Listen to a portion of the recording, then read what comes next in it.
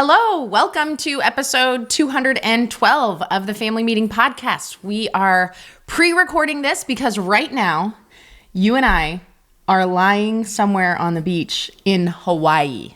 Well, not this second, because right now we're actually in our house recording this. Okay, but when you will watch this, we're in Hawaii. Yeah. Which is amazing. Soaking up some sunshine, catching some waves.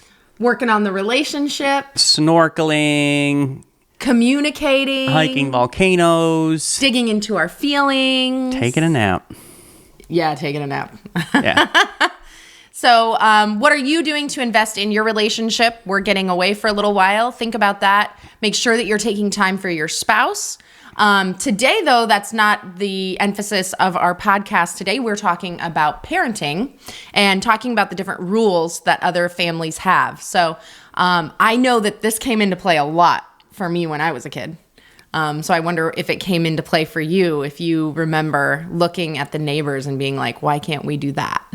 Well, and just parenting, like there's so few parents out there that parent exactly the same way we do or the same way that you do. So how do you kind of coexist and develop those friendships and kind of explain things to your kids as well? Yeah, because that's the thing is the kids don't understand. Yeah. So how come they get to go watch rated R movies and we're not allowed to? So yeah, just kind of one example, but there's a ton of things. Yep. So we're going to get into that today, and we're glad that you're joining us. You get to see what nobody else sees. Yeah. So this and this. Yep. It's wonderful. Okay. You ready to go? I'm ready. Let's do this, babe. Start us off. Gather round, everybody. It's time for a family meeting. The Family Meeting is a show that's all about family relationships. We're the Ostracamps. I'm Thomas, and this is my Hawaiian wife, Lysandra. Hola. Wait. No. Oahu. No. Oh my gosh. Hang on. You are Aloha. such a nerd. They're going to hate me in Hawaii. Not just Hawaii. You've just about offended everybody right now. So Sorry. Aloha means hello and goodbye. This is why you watch YouTube, because you get to see what actually happens. None of this is going to make the podcast. But Thank God. But you guys get it. What a treat. Okay. Do we need to... Can I just start with hello and welcome to our... Yep, that sounds good. Start there. Okay. Hello and welcome to our family. Welcome to episode 212 of the Family Meeting Podcast. Thanks for joining us today. On today's episode, we're going to look at a topic suggested to us by one of you, our listeners, and we really love to hear from you. So maybe you have an episode idea that you want to share with us. You can contact us many different ways. You can find us on our social media. You can find us through our website, familymeeting.org. You can find us through the podcast itself. How else can they contact us? Well, and the thing is, like, we want to be able to talk about the things that you're dealing with personally in your own lives, whether it's your parenting journey, something you're struggling with your kid, or whatever else. We want to be able to talk about that, or whether it's a marriage issue. So we appreciate those questions that come in and become a podcast episode. Yes. So today's episode is how to handle it when other families' rules are more or less strict than your own. How do you explain that to your kids? How do you help them understand the reasons for the differences? And so I think this will be a good conversation today. Before our episode gets into it... you want to try that again? Yeah, I don't... Usually it's me. Yeah. I'm happy that it's you. Well, I'm just so excited for what I'm going to talk about that... You're getting tongue-tied. I was thinking about this and not actually how to segue into it, so I'll just jump right into it. We have a contest, a giveaway that's going on our Facebook page where you can win a free T-shirt. It says "Family First" on it. It'll be one of our family meeting T-shirts. We'll be having them available in our shop later on, but for whoever wins this contest, they're going to get their hands on the shirt before anybody else. Nice. And so if you go to our Facebook page, then you will be able to see the giveaway here. And here's all you have to do is you have to like the post that talks about the giveaway, and you'll see it very easily because it says giveaway and there's a bunch of shirts on it. So you like that post, invite somebody to like the Facebook page. Okay. and then simply comment with the color of shirt that you would pick if you win. And there's 17 different choices here. So you could win this t-shirt and only spend about 5 seconds. Yes. Online doing these literally things. Within 10 seconds, you can be registered, signed up, ready to go. This contest is going to run all of October. So we'll pick a winner on November 1st. They will have first dibs at the t-shirt itself. Cool. So we'll have something special. We'll ship it straight to your door, all for free, just because you took 10 seconds. So just make sure that you go into the Facebook page like the original post. We'll be sharing it in the group and everything else, but the way we're going to determine the winner is on that original Facebook post on our page. So cool. Simply like the post, invite someone to like our page, and comment with the color of shirt that you would pick if you win. So I can't wait, and I know what color I want. So we'll see us be sporting those shirts, and you'll have an opportunity to sport one as well. For those that don't win, they'll be available in our shop and also at the family and marriage events that we'll be at this year. So awesome. Love it. Hop in for your chance to win. Okay, let's talk about our topic for today. Differences in rules. And man, as Thomas was saying when we were welcoming all of our YouTube viewers, there are no two families that are identical. I mean, you just can't find another family who parents exactly like you do. Every family must make rules that are appropriate for them, their standards, their beliefs, and their situations. I think about a simple variable, okay, that would make things completely different. Yeah. A child with a learning disability, a child with a special need. Like, you cannot look at another family and be like, they should be more strict or less strict on their kids when there's a difference like that. Well, and there's a lot of other factors too, emotional maturity and all of those sorts of things come into play. Mm-hmm. And then you have people with all kinds of religious backgrounds and different things like that with different standards and preferences. And so there's a lot to deal with. I also think about single parents. We cannot look at, if you are married and you're parenting with another person, with your spouse, and then you look over here at this single mom or this single dad, you cannot even start to compare or judge the rules that they have to make for their kids. It's just totally different. But we each make rules for our children and they differ, and our kids begin to notice. I don't know if you've ever had that happen in your home. I know it's happened in our home. It also happened to me as a child. I remember noticing the differences in other families. And you may have heard questions from your kids like this. Why can't we do what they do? Why do we have to do this? Why do I have to be home at this time when my friends get to stay out later? And the questions could go on and on from there. Well, and our kids had questions about other parents' rules. Not so much anymore. We've kind of walked them. Our girls are they're all teenagers, most of them older teenagers. So we've kind of walked them through how to think logically through that and view other people's perspectives. But here's some of the questions and things that they asked us that we had to work through and help them to think through logically as well. But they asked us about what they can wear. Mm-hmm. We grew up very, very traditional, conservative background. And so, but there were those who were more conservative than we were. And then, of course, there were people who were less conservative and concerned about what they wore, their kids wore. So we had to kind of navigate some of those questions with them. Why they have to go to certain church events. Mm-hmm. So we've talked about this before. Lysandra and I, for those of you who are new to the podcast, we lead Beachside Community Church together. So church is a big part of our life. But our kids don't have to go to we don't make our kids go to every church event. But they do have to go to some. So the question is, well, how come we have to go to certain ones? Why they couldn't go trick-or-treating? Yeah. This was when they were very small. And we've changed. That's the thing, too, is like we have changed. Now we're like, yeah, let's go trick-or-treating. It's going to be fun. But when they were little, we didn't believe that it was okay, mostly because the circle that we were in didn't believe it was okay. So music they could listen to or not listen to, movies they could watch or not watch, activities they could participate in, and why they couldn't date in the traditional sense of what dating is, where a guy just picks a girl up and they go out. So these are all questions that we've had to navigate and are navigating still some of these things. But, you know, your kids are going to notice that certain families, certain kids, it's different for them. So how come? Yeah. And so you have to know how you're going to answer those questions.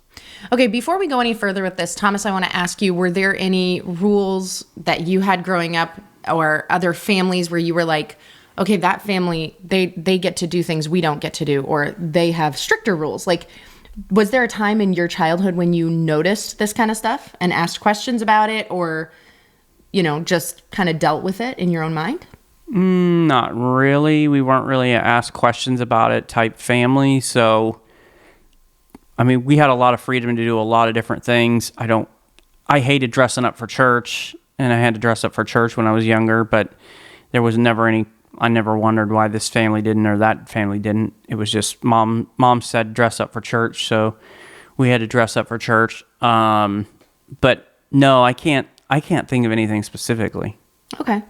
I mean, we definitely, in my family, I think that my dad was quite a bit more strict than yours when we were kids. On certain things, yeah. Yeah.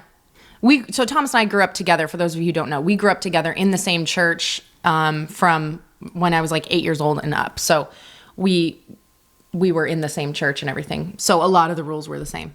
But my dad was a little bit stricter, I think. And I think it makes a difference too when you're a girl or a boy. For instance, like the clothing that I had to wear. Well, in the circle we grew up in, very traditional conservative Baptist, there definitely was a big difference between what females were allowed to wear and what males were allowed to wear. Yeah. It was almost like, if you're a boy, it really doesn't matter. And if you're a girl, you better be covered head to toe. Yeah.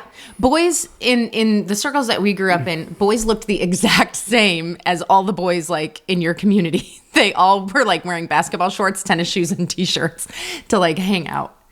And then girls looked like completely different. Except for you would have the ones where, for whatever reason, as a guy, you couldn't wear shorts. Yes, and they would wear jeans to play basketball in. Or sweatpants or something. And it was like, it's like 98 degrees out here. Why are you wearing pants? Yeah. Like, why is your whole basketball team in pants? So yeah, you did have some that was kind of more even as far as like what had to be covered, but it was still like, for most of them, it was, and it still is that way, where it's, guys can basically wear whatever they want, do whatever they want, but yeah.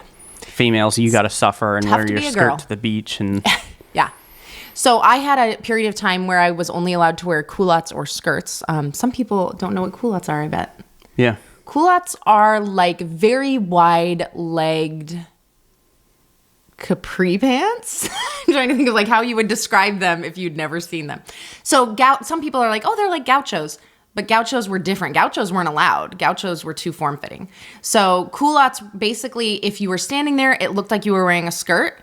And then if you spread your legs apart really, really far, you might get a teeny tiny triangle of like you could see through. Yeah, where you could tell oh no, those are actually like pant legs or whatever. Not pant legs, because girls couldn't wear pants, but...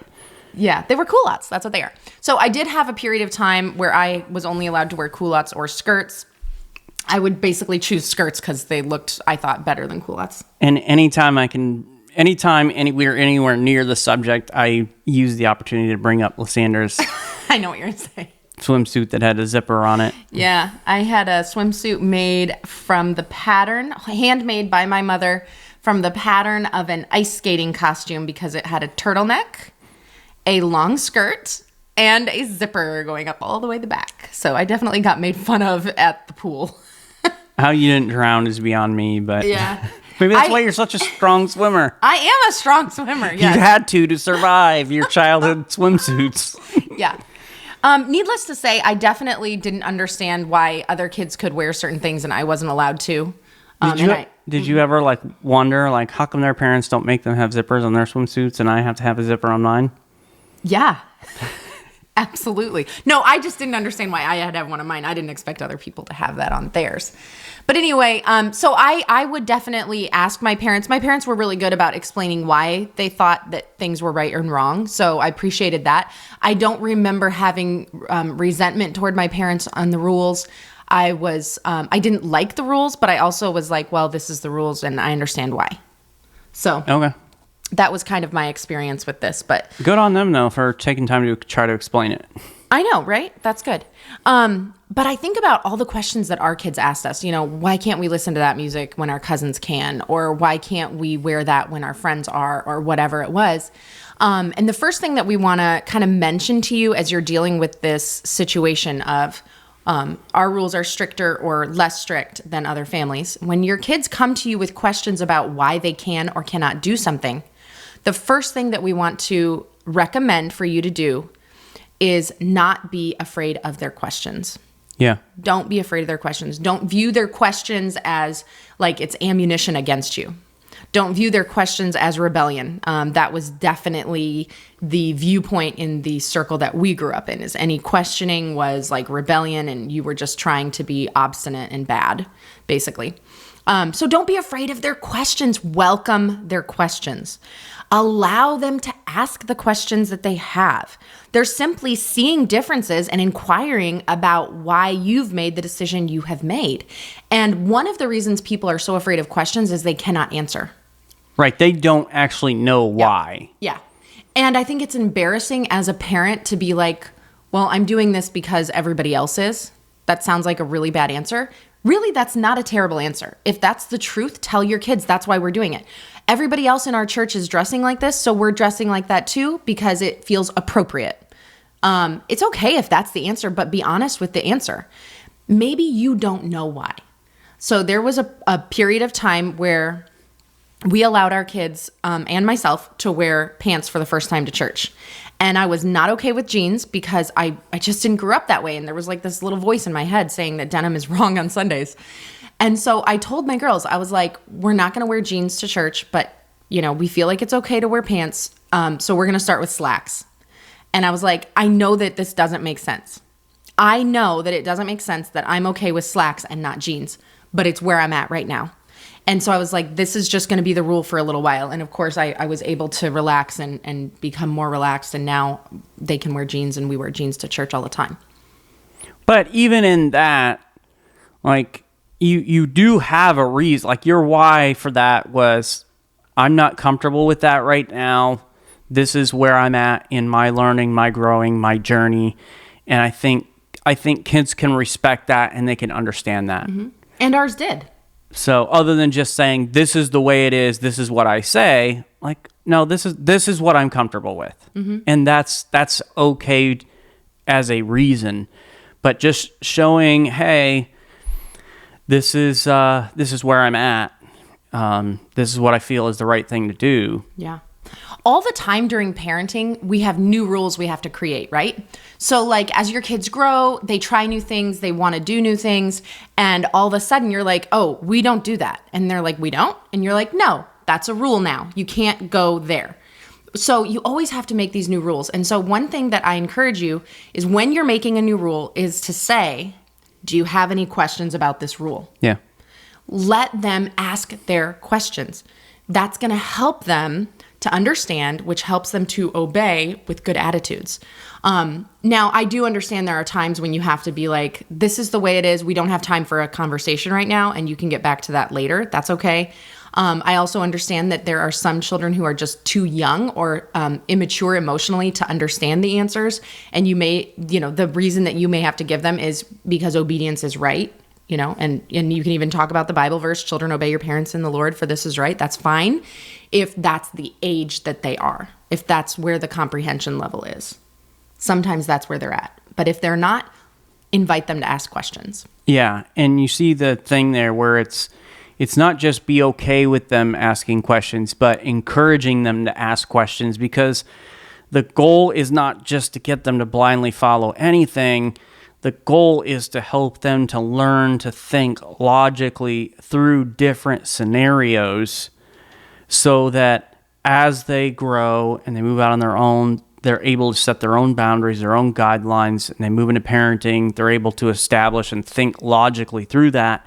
And one of the ways that you can help them is to share the reasons you logically thought through the rules you have made, as long as they're old enough to understand it. For instance, when we talked about movies to watch or TV shows to watch and what not to watch or whatever, we have a rule in our house that if there's any question about a TV show or a movie, they text or they talk to me and say, hey, I would like to watch this show, or I'd like to watch this movie.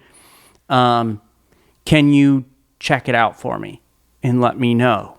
So if there's any question about it at all, our rule is they come to me. I'll do the research behind it. I'll check the parental guides and all that stuff. In fact, they just had a movie just the other day where I think that one of them or a couple of them had read the book, and then they made a movie. And so they wanted to watch the movie, and they weren't sure. So they texted me and said, hey, can you just check this movie out? And I checked the parental guide, and I'm like, I know it's rated PG-13, but there's certain... Actually, maybe it was rated R.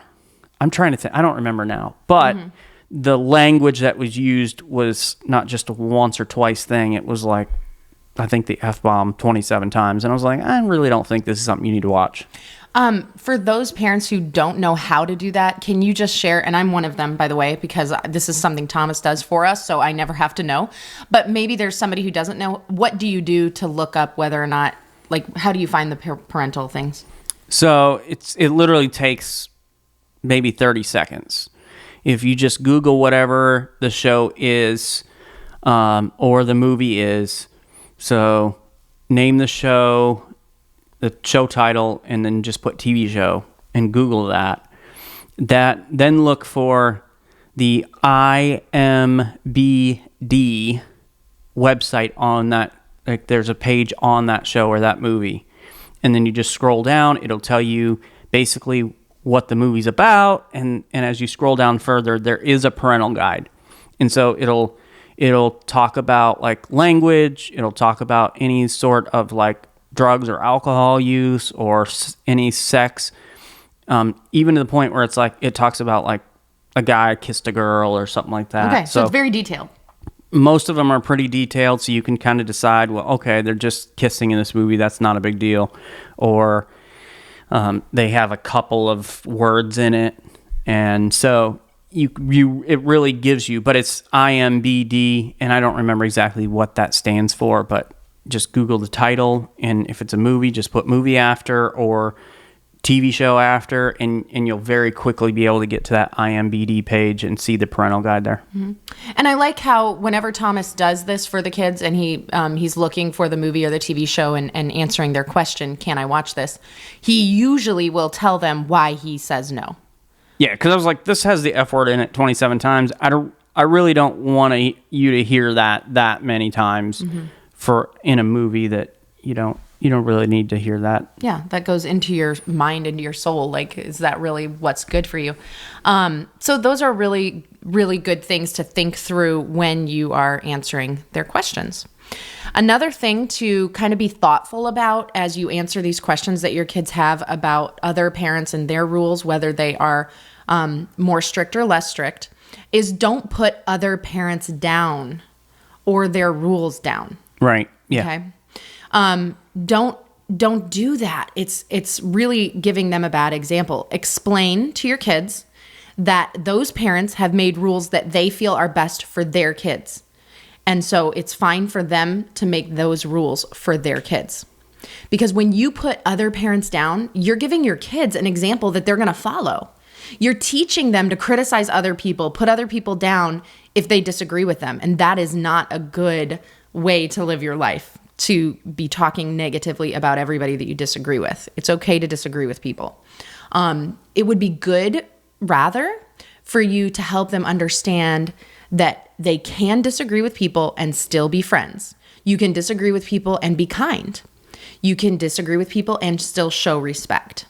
So, for instance, maybe you're going to tell your daughter you cannot wear shorts that shirts that show your midriff. That's a rule we have in our house. You cannot show your midriff. And they're like, okay, but that family over there, they go to our church too, but their daughters show their midriff. Well, why can't I? And you say, because they're training their daughter to be a tramp. Okay? This is not healthy. Yeah. That is not how you should be talking to your kids, because you know what they're going to do? They're going to learn that we can talk that way about other people. And if you read the Bible very much at all, you will stumble upon so many times when kindness is talked about, and love and truth in love and all of these things. So think about what you're saying about other families and their rules, because your kids are going to take that on. And even if you believe that what that family is doing is sinful, now you've sinned because you have spoken unkind to about another family. And that's wrong.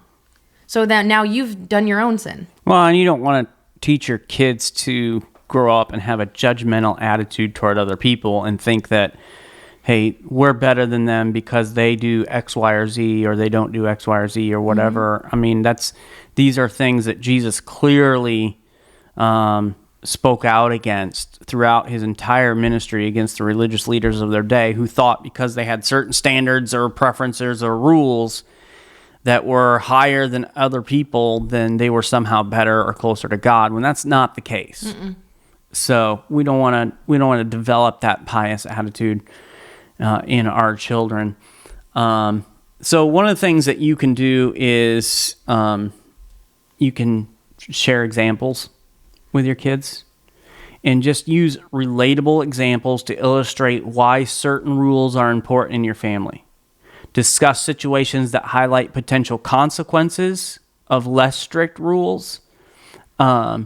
Whether that's talking about like where you're allowed to go, what you're allowed to do, explaining kind of the dangers of what can happen in this scenario or in this place when you're there, things to be mindful of. And so you kind of want to help, once again, this goes back to help them think logically, is, hey, I've thought about this. These are the things that we've seen happen in other people's lives, or these are the things that could happen if you journey down that scenario. So I'm going to give an example for this one.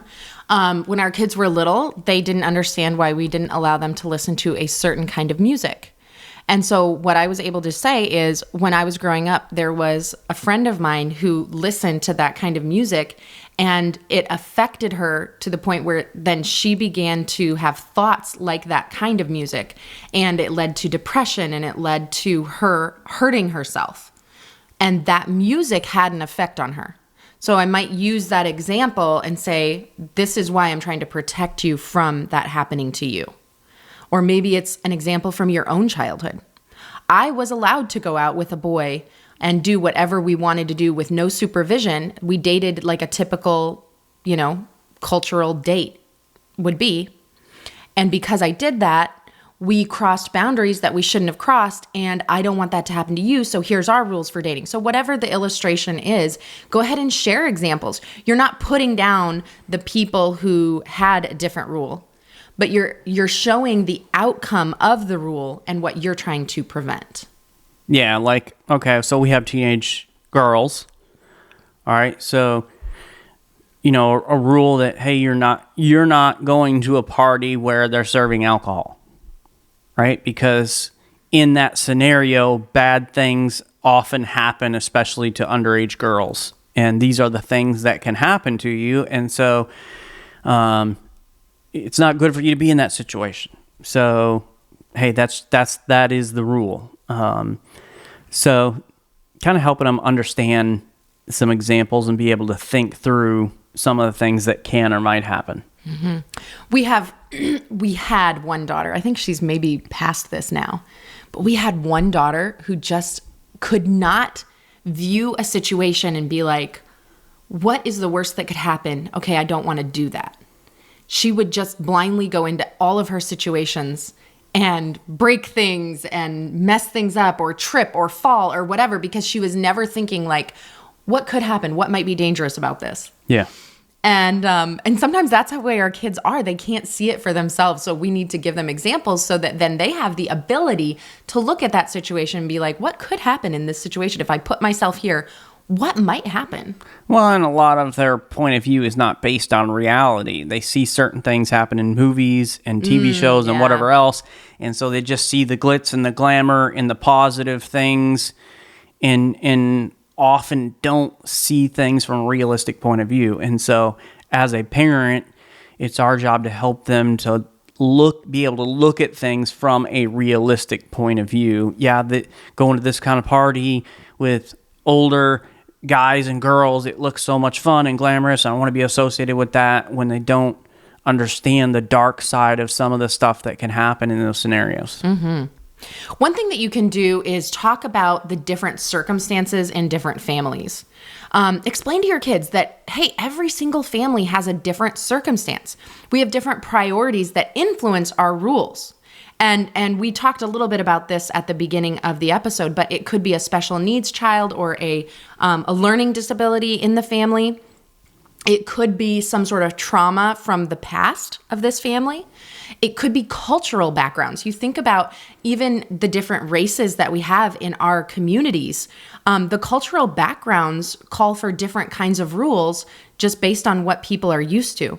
Family size may come into play when people are trying to make their rules in their home. And just parenting styles, single parent homes, divorced homes where there's co-parenting happening.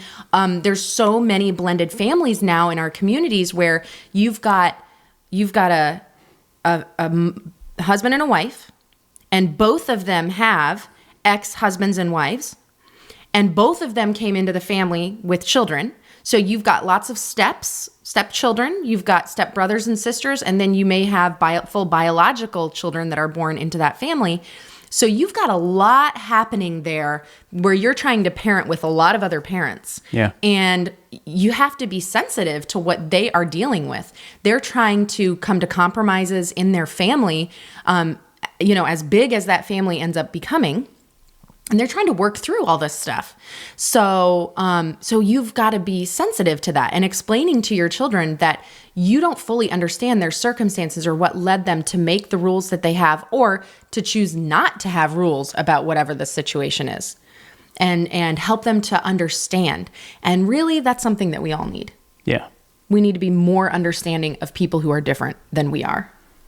And think about that. Well, and those priorities often do come into play because we all have different priorities. Like, faith for us is a high priority. And so as long as our girls are in our house, like, they don't have a choice about going to church on Sunday. Like, we just go to church. If you're here in our family, in our house, and it's a Sunday, you're going to church if we have church. Mm-hmm.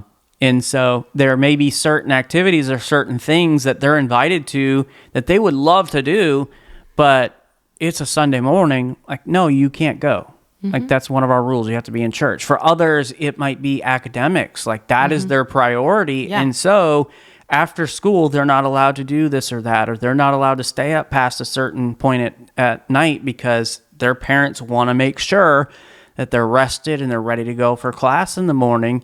And so helping your kids also to see that the way these different priorities fall is going to determine a lot about what kids are allowed to do or not allowed to do. Yeah, and it's okay for parents to have different priorities. Understanding that, like, you don't want anyone to come into your home and say, your priorities are wrong, these should be your priorities, right? Neither do we. We have the freedom in our country to have our own priorities, and that's a really awesome benefit that we have. So, like, don't put other parents down for their priorities, and help your kids to understand that it's okay that they have a different priority. Let them do what they're going to do. Now, of course, we're not talking that it's okay to do things that are illegal because of priorities or whatever. So we're not saying that. Just clarifying. Well, and one of those priorities might be safety, Yeah. They prioritize safety differently. And of course, you've had parenting in the past, kind of the way that a lot of us grew up is, hey, just if it's daylight and you're not in school, go outside. Like, just go live and go do. And when the lights come on at night, you come home. That was how I grew up. When the street lights came on, that was time to come home. We didn't have cell phones or anything. My parents, I can't even imagine parenting that way now. Of course, it was a different world, and I get that. But I think about, like, letting my kids leave the house and not seeing them for, like 10 hours and having no communication in between. Yeah. I just can't imagine it, but that was how we grew up. But the world has really changed. You had those kids grow up and become parents, and they became parents, and now you have this explosion of the information age where we have constant contact to all the information happening all the time, which is good in a lot of ways, but it's bad in a lot of ways. And so you have these parents who are constantly hearing about all the bad stuff happening in the world. Mm-hmm. And so they often took a knee-jerk reaction and were the helicopter parents, where it was like, you gotta, no matter what, my main goal is to keep them safe. Don't ever let them fall. Don't let them, get hurt in any sort of way and experience things. You have to be right there. If they're learning to walk, you're literally walking with your hands right next to them. So if they stumble at all, you can grab them. And so and now we're kind of, the next kind of generation of parents, I think, is going back a little further to letting their kids kind of just explore things and all those sorts of things. But you have these different shifts in how people prioritize safety, and even in, just friendships. Like, we have certain families that they prioritize safety a little different way. And so they don't do any kind of sleepovers at all. They don't allow their kids to go to any kind of parties, or they don't allow their kids to eat in certain type of foods and whatever else. And so because they're thinking about the safety of their kids in a little different way. Yeah. And so helping your kids and talking through them, this idea of safety and well-being, and explaining to them, hey, we have some of these rules are in place just for your safety and well-being. Like, the point is just to keep you safe. Yep. So one of the things that we do is we don't ever, on purpose anyway, leave any of our doors unlocked at our house. Yep. Even when we're home. So when somebody comes inside, that door gets locked behind them. And I think maybe a little bit of that goes back to where I grew up, because that was kind of how I grew up in the neighborhood I grew up. Like, you didn't leave your door unlocked. It wasn't safe. But making sure that somebody cannot just open a door or a window and just come right in the house. Like, and that's I grew up leaving not only the doors unlocked, but the doors open. Yeah. Like, they were actually open. So people, when walking by, could see, like, all I have to do is open that screen and I'm inside. Even now, most of the time, I think your parents' door is unlocked. Wow, I'm really glad you said that on the podcast. Well, most people aren't going to know where they live, but... They live in Idaho. Yeah, right. Idaho. Ohio, honey. It's Ohio. Oh, Ohio. Yeah. The one with the potatoes. Yeah. Yes, potato people. Okay, so the other thing that we can do as we're talking about the rules and, strict and less strict, is give your kids the opportunity to express their thoughts on the rules. This kind of invites them to take on a little bit of responsibility. So when maybe you are talking about their safety, like, do you think it would be safe for you to go to that person's house based on their older sibling? Like, do you feel like that's safe with that person in the house?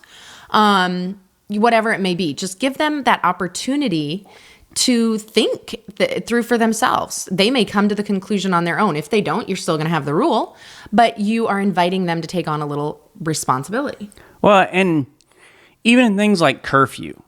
So I've had this conversation with our oldest daughter, Catherine. She's the one who is most likely to go out somewhere at night.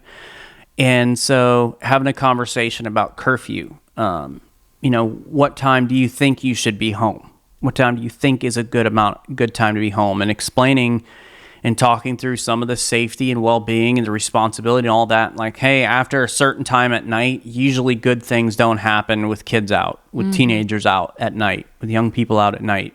Yeah, that's typically the time when bad things are going to happen, bad decisions are going to happen.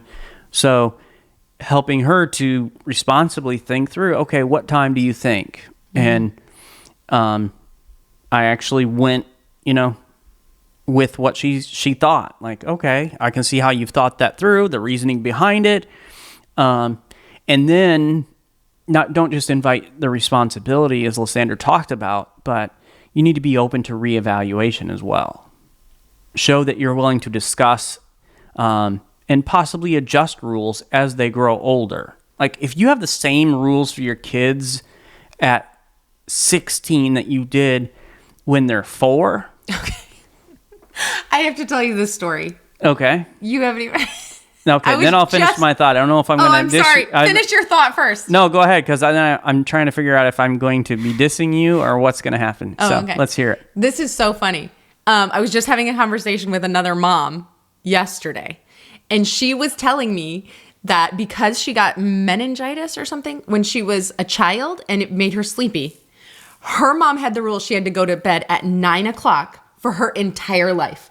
Like, I believe high school and college, too. The rule never changed. Now, the brothers, they could go to sleep whenever they wanted. But she's like an 18-year-old in her house having to go to bed at 9 o'clock. Do you want to guess who it was? No, I have no idea. Okay. So. I don't know if I should tell you. But, yeah, the rules never changed. For that long, they didn't adjust the rules. Yeah, and that's the thing, is like, you shouldn't have the same rules for your 16-year-old as you do at 4. So, like... You have to think about this, okay? So 16 was kind of a big age for our kids, is a big age for our kids. Abigail turned 16 this year, and then we've got a 17, 18-year-old. But we started this with Catherine. At 16, you have maybe 2 years left with your kids in your house to help them walk through some of these things and to kind of finalize and give them that last little coaching about how they're going to approach the world and decide on these certain things. So at 16, when they turn 16, they don't really have a bedtime anymore. And they've got a lot more freedom in a lot of other things as well. Now, that freedom comes as long as, like, okay, you're getting your schoolwork done. We're not seeing bad behavior because you're getting a lack of sleep and you're not prioritizing the right things. But at 16, I want them to have that freedom because pretty soon I'm not going to be there to help guide them along in that. So at 4, no, they don't get to decide. At 15, I didn't let them decide. Now they got to stay up later at 15 than they did at 4, right? Even in that, we're adjusting, but they shouldn't have the same kind of rules. And then as they prove trustworthy and whatever else, we're giving them more responsibility. We're continuing to reevaluate the freedom and all those things that come along with it. But you as a parent have to be open to reevaluation. And every kid's different, but I would at least have some sort of plan in place where it's like, okay, at this age, we're going to kind of give them a little more freedom here. At this age, a little more freedom here. And just as they grow older, you're making the appropriate changes for their age. Mm-hmm. We've kind of come at this for most of the episode from the perspective of other parents having less strict rules, and you have more strict rules. And what if you are the relaxed family? What if it's other people who have the really strict rules? How can you help your kids kind of deal with that? And really, it goes back both ways. And we're somewhere in the middle. In most usually. of our, yeah, we're somewhere in the middle. We have friends on both sides that have stricter rules and have lesser rules than we do. And what's funny is if we were to start our family right now, our rules would be much more relaxed than they were when we actually raised our children as like toddlers and smaller children. Yeah. Yeah, it'd be different. It'd be very different in a lot of ways. Not character and like behavior, but things that they could and couldn't do probably would be very different. So here's some things that I think it's important for you to do. And first of all is to teach your kids to respect other parents' rules, even if you don't agree with them. Like, their rules are different. It doesn't matter which side it falls on. They're different than yours. They have their reasoning and other things behind it. But teaching them to respect other parents' rules. Mm-hmm. You can respect people while disagreeing with them. You can respect people while not seeing eye to eye with them. And I think we've kind of lost that in our culture today, where we think that anybody who doesn't think exactly like us or do things like us or vote like us, like, they're not worthy of respect. And that is totally not the truth.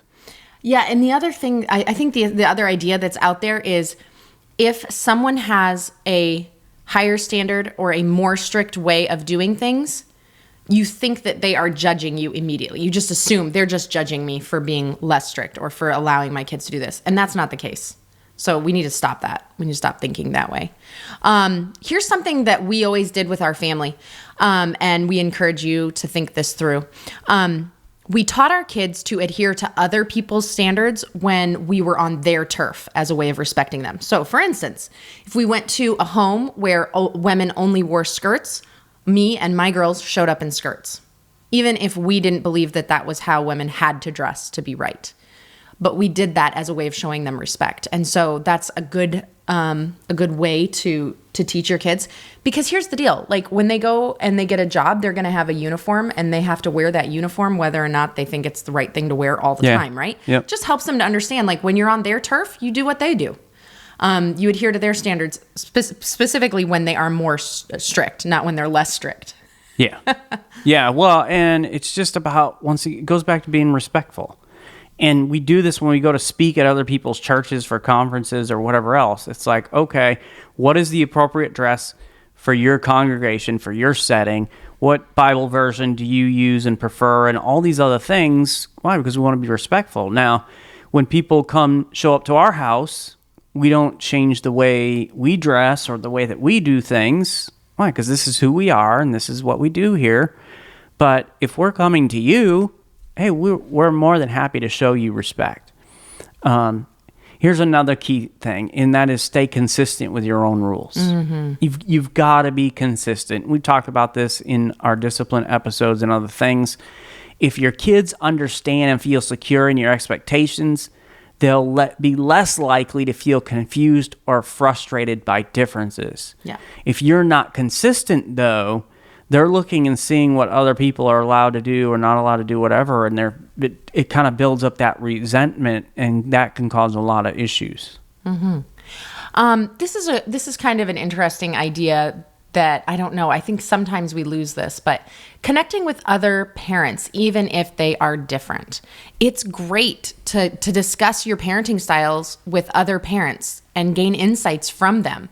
Listen to their perspective, hear what they have to say, hear what they do and why they do it.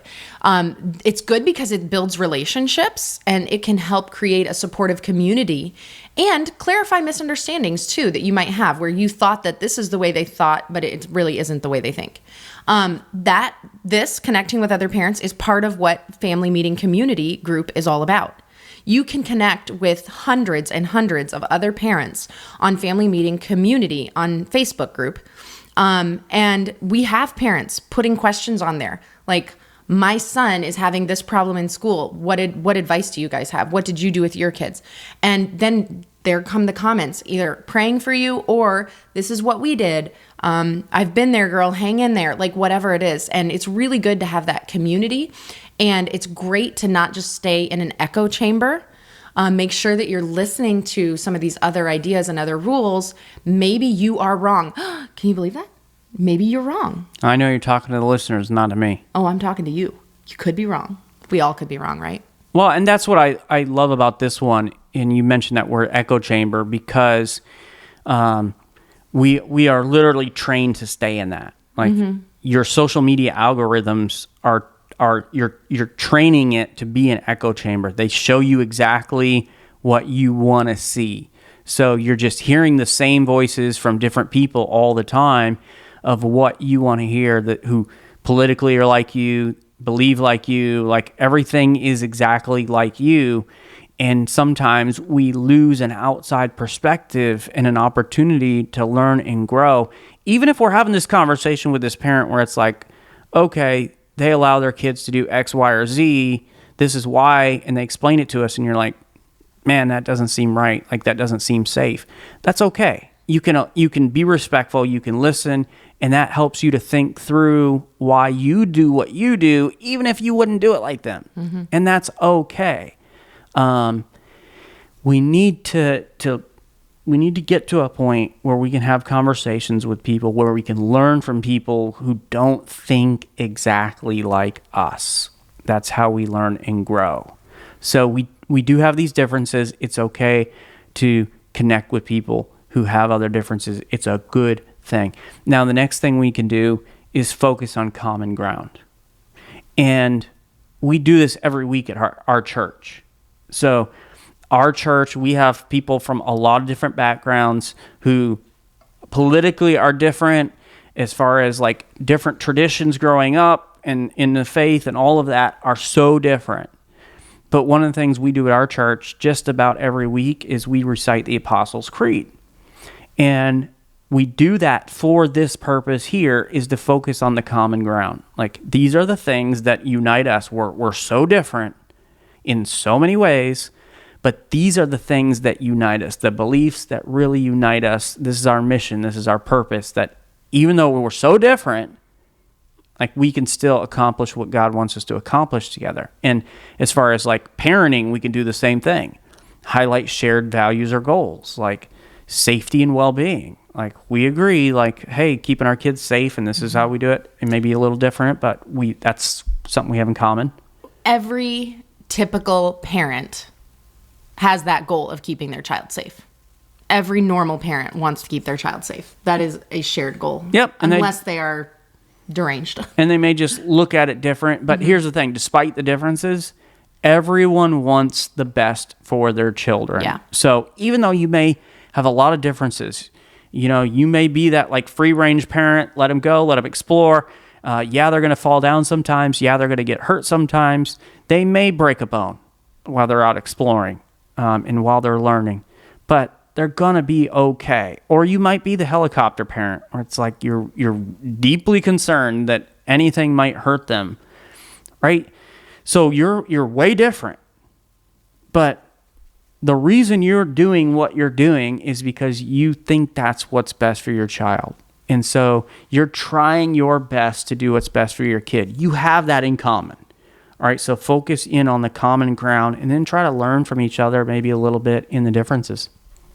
Time for our family meeting. So family meeting tonight, and that is sitting down with your kids and having this conversation about the rules. And the first question I would ask your kids is there any rules that we don't have, or that we have, that you don't fully understand? Good question. So whether it's about curfew or about chores or about the way we dress or study habits, whatever it is, whatever the rule is there anything that you just don't understand?